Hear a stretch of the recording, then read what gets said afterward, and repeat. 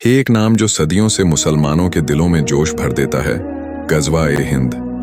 कुछ लोग इसे क़यामत से पहले की सबसे बड़ी जंग मानते हैं, तो कुछ इसे सिर्फ एक रिवायती अफसाना कहते हैं।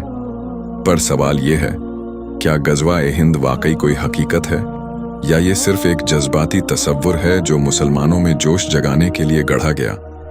आज हम सिर्फ जज्बात नहीं, बल्कि हदीस, तारीख और तालीम की रोशनी में इस मसले को समझेंगे, ताकि सच को अफवाहों से अलग किया जा सके और उम्मत को एक सही नजरिया दिया जा सके। गज़वा-ए-हिंद का जिक्र कुछ हदीसों में आता है। एक मशहूर हदीस है, नबी करीम ने फरमाया, मेरी उम्मत में दो ग्रुप होंगे जिन्हें जहन्नम की आग नहीं छू सकेगी। पहला वो जो हिंद पर जिहाद करेगा, और दूसरा जो ईसा इब्न मरियम के साथ होगा। सुनन अन-नसाई। इस हदीस को कई मुहद्दिसीन ने हसन या सही माना है, मगर इसकी तफसील पर उलमा में इख्तिलाफ है। क्या ये अतीत में हो चुका है या आने वाला है? अगर ये फ्यूचर की बात है, तो क्या इसमें शरीक होना हर मुसलमान पर फर्ज होगा? और क्या ये जंग सिर्फ तलवारों से होगी, या इल्म और फिक्र की जंग भी हो सकती है? कुछ लोग कहते हैं कि गज़वा-ए-हिंद मोहम्मद बिन कासिम के दौर में हो चुका है, जब उन्होंने सिंध फतह किया। दूसरे इसे महमूद गजनवी या मुगलों की भारत फतह से जोड़ते हैं।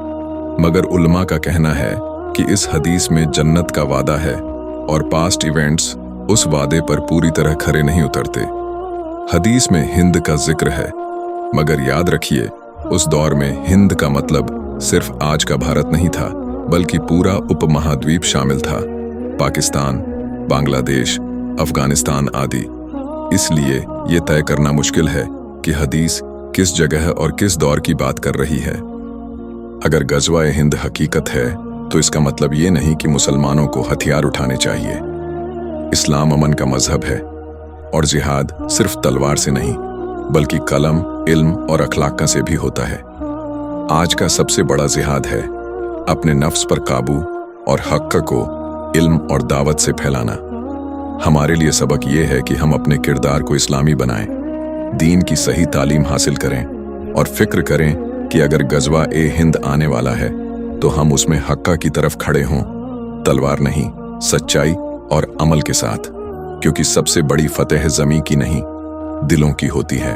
तो चलिए, खुद को इस जंग के लिए तैयार करें, ना तलवार से, बल्कि ईमान, इल्म और इस्लामी अखलाक़ों से।